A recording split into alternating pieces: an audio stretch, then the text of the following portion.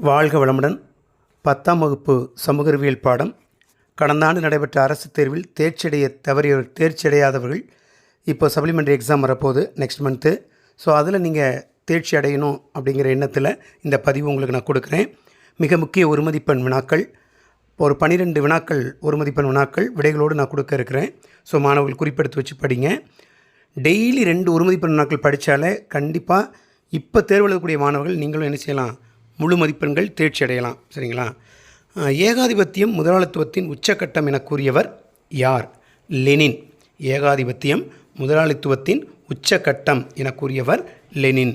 So எழுதி வச்சு படித்தாலே கண்டிப்பாக நீங்கள் என்ன பண்ணலாம், தேர்ச்சி அடையலாம். மாணவர்கள் அதெல்லாம் செய்கிறது கிடையாது. அதனால தான் நீங்கள் ஃபெயில் ஆகிறதுக்கு வாய்ப்பாக போயிருது. சரிங்களா? அடுத்து 2வது கேள்வி. முதல் உலகப் போரின் போது வல்லரசாக எழுச்சி பெற்ற நாடு எது? ஜப்பான். முதல் உலகப் போரின் போது வல்லரசாக எழுச்சி பெற்ற நாடு ஜப்பான். ஸோ 3வது ஒன்வேர்டு புவியியல் பகுதியில் பருத்தி விளைவதற்கு ஏற்ற மண் எது? பருத்தி விளைவதற்கு ஏற்ற மண் கரிசல் மண். ரொம்ப முக்கியமானது ஒன்று. பருத்தி மண்ணுன்னு சொல்லுவாங்க.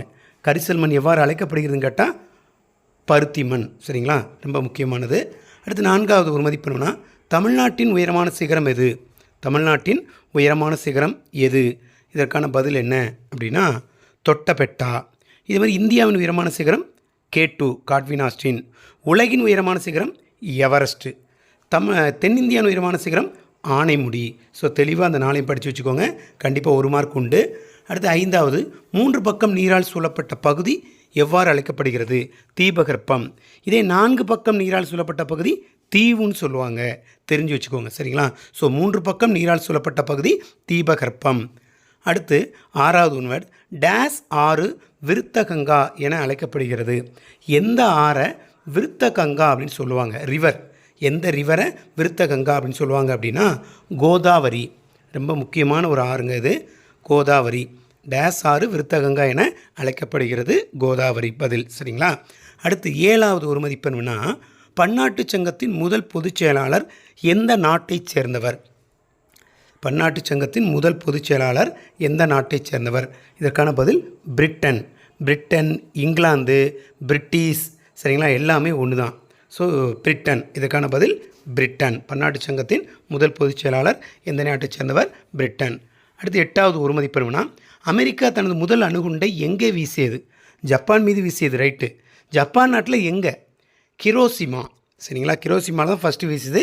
அதுக்கப்புறம் நாகசாகியில் வீசுச்சு. சரிங்களா? ஸோ அமெரிக்கா தனது முதல் அணுகுண்டை வீசிய இடம் ஹிரோஷிமா. ஸோ 10வது ஒரு மதிப்பெண் வினாக்கள். 9வது பார்க்கும். இரும்பு ஆக்சைடு எந்த மண்ணில் அதிகமாக காணப்படுகிறது? இரும்பு ஆக்சைடு டேஸ் மண்ணில் அதிகமாக காணப்படுகிறதுனா செம்மண். செம்மண் ஒரு வேளை கொடுக்கல அப்படின்னா சரளை கொடுத்துருந்தா அது போடலாம். ஸோ செம்மண் தான் மோஸ்ட்லி கொடுத்துருப்பாங்க. சரிங்களா? நெக்ஸ்ட்டு 10வது ஒரு மதிப்பெண்னா தங்க இலைப்பயிர் என அழைக்கப்படுவது எது?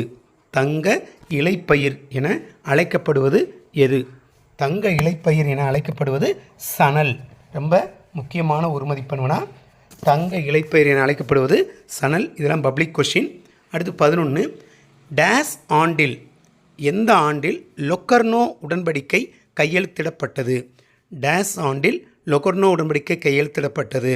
இதற்கான பதில் 1925.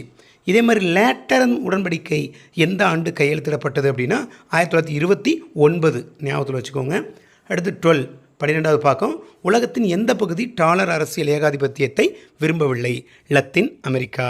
மாணவர்களே, பள்ளி ஆரம்பித்த நாளிலிருந்து இதுவரைக்கும் தினமும் 2 ஒரு மதிப்பெண் வினாக்கள் விடைகளோடு நம்ம கொடுத்துருக்கோம். அந்த பதிவை நம்ம தொடர்ச்சியாக 12 ஒரு மதிப்பெண் வினாக்கள் விடைகளோடு பார்த்துருக்கோம். ஸோ இன்னும் தொடர்ந்து 2 ஒரு மதிப்பெண் வினாக்கள் அடுத்தடுத்து நம்ம கொடுத்துக்கிட்டே இருப்போம். அதனுடைய தொகுப்பு யூடியூப்பில் வீடியோவாக வரும். மாணவர்கள் அதை நல்லா பார்த்து படிங்க. இப்போ நீங்கள் 10ஆம் கிளாஸ் படிச்சுக்கிருந்தாலும் உங்களுக்கு அரசு தேர்வு எழுதும் போது இது ரொம்ப முக்கியமாக பயன்படக்கூடிய ஒரு மதிப்பெண்னா 100க்கு 100 மதிப்பெண்கள் வாங்குவதற்கு இது பயன்படும். ஸோ தேர்வில் வெற்றியடைய வாழ்த்துகிறேன். நன்றி, வணக்கம். அடுத்த பதிவில் சந்திப்போம். வாழ்க வளமுடன்.